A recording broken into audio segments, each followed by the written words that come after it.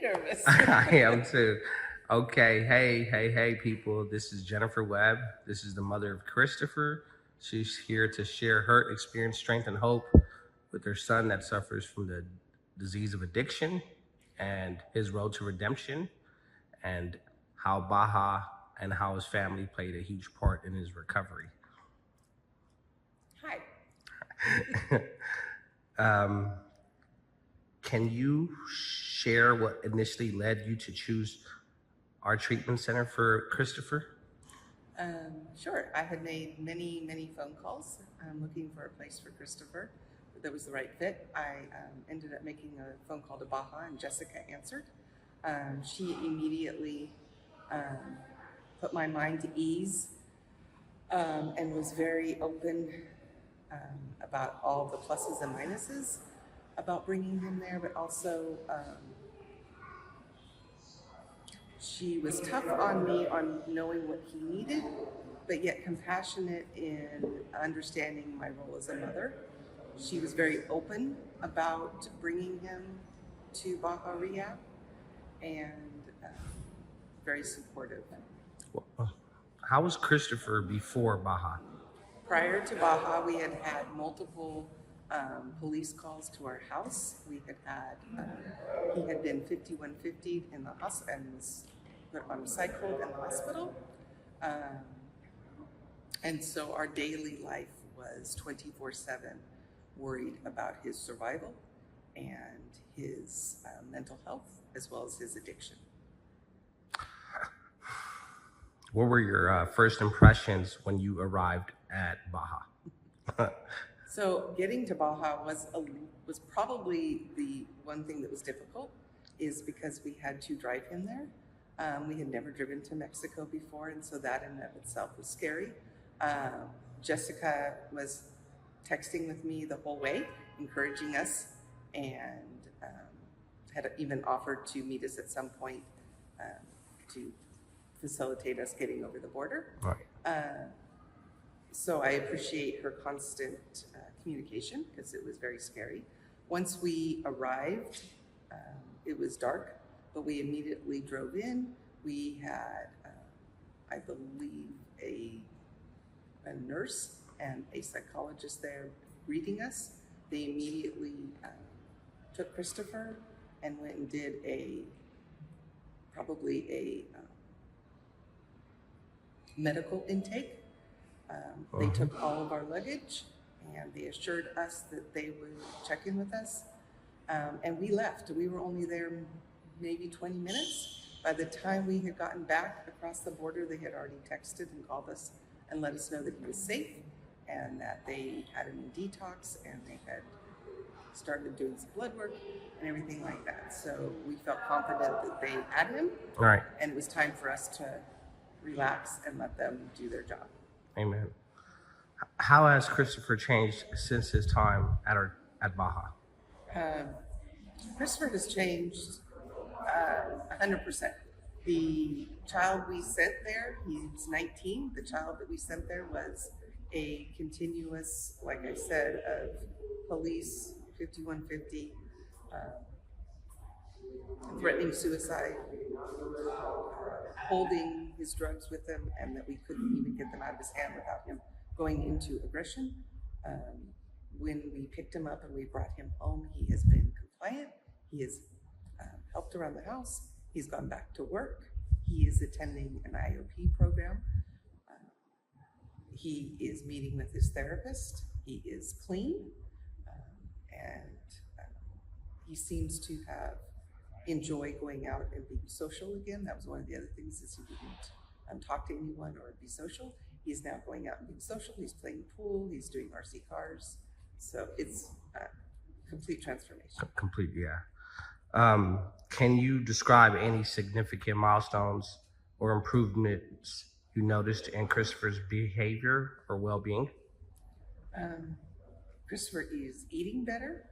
He is agreeing to take his meds as prescribed without any fight. He has even started exercising, which he started to do at Baja.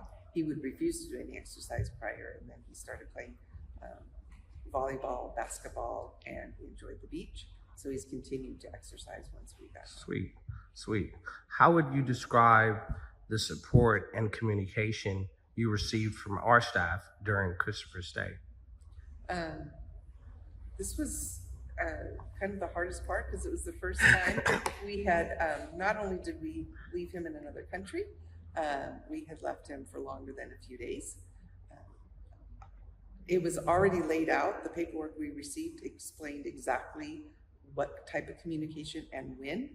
And I won't lie, I looked at that paper regularly to see when I would get communication. But they communicated on time. It started out with the nurse while he was in detox. So it was the nurse and I believe probably psychiatrist. So during that time, my communication was every few days, just assuring me what the blood work was showing, how he was doing, if he was eating. And then once he was out of detox, it transferred to the communication weekly. Every Tuesday, we Zoomed with his psychologist and with Christopher. We would have a family visit via Zoom once a week. I could always text his psychologist at any time. She could text me. So if I was just feeling a little concerned or I just had a bad feeling, I could text her and she would respond. That's awesome. Was there any moments that stood out to you in terms of how we supported Chris's journey? I feel like no matter what he threw at them or threw at you, I kept being afraid that you were going to call and say you have to take him back because it's too difficult. Right. So that was my biggest fear, is that you would call and say, okay, he's too much work. We can't handle it. And sometimes I was afraid to answer the phone because I was afraid that was what you would say. So I feel like for me, once I became comfortable knowing that you've got him and nothing he was going to throw at you was going to send him back home Right. until he was ready, then I felt a lot better. Yeah, we don't ever expel anybody. Well, our previous experiences had always been that he had to meet certain criteria Right. to qualify.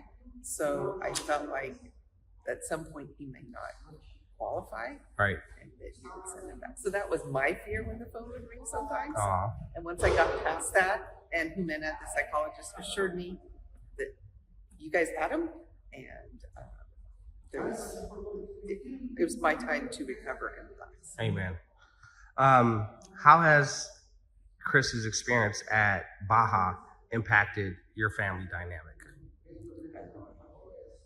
It started off as being able to breathe and relax. While he was at Baja for 4.5 months, it gave us the opportunity to spend time with our older children that we hadn't been able to, and just have some fun without the worry Right. of drugs and his behavior.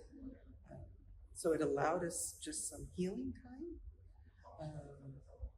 And then once he is home, we have had some transition of worrying of personally of us making a mistake or him making a mistake and relapsing. But that's just been a matter of, that was the first week or two. Right. And now we're back to enjoying family dinners. He is sitting at the dinner table with us for Sunday dinner.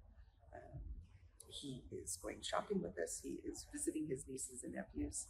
And so I think we're all settling back into That's amazing. relaxing Right. as a family. Amen. What advice would you give to other parents considering our treatment center for their child? 100% I would get over the fact that it's in Mexico, because I think honestly that is probably one of the key factors. That is the scariest part of it, but it was also, I think, one of the key elements of his success. And so get that part of it out of your brain of the location, and make a phone call and talk to the staff, because I think then they will put your mind to ease. They speak English. I can communicate with everybody very well. They're very professional, very knowledgeable. The other thing I think we have to consider as parents, the one concern we had is that no matter where we put him in, because we live in California, he could walk out at any time. Right. So the money we invested, the time we invested, if we took him somewhere, he could have a cell phone and he could walk out. At that point, he's not safe. He's not safe for himself. He's not safe for other people, and he won't be getting the treatment that he needs. So knowing that he was locked at the facility, Right. I knew that no matter what, he was safe. And that was a huge part for me. Amen. Is there anything else you would like to share about your overall experience with us? I am grateful. I didn't know going into it that this would be this happy of an ending right now. I know we have a long road to go ahead, and I know that there'll be bumps, but I was never expecting this much progress. Right. The other thing is, and not really a negative, but we went in looking saying, okay, 90 days, that's it. That's it. At 90 days, it was a nice, honest conversation that he did need a little bit more time. I appreciated the fact that we were involved in the conversation and how much time he might need there. It wasn't just what was told to us. We were part of the conversation. But overall, I just wasn't expecting this much success. Amen. Amen. That's all. Thank you. Thank you for sharing your experience with us. Thank you.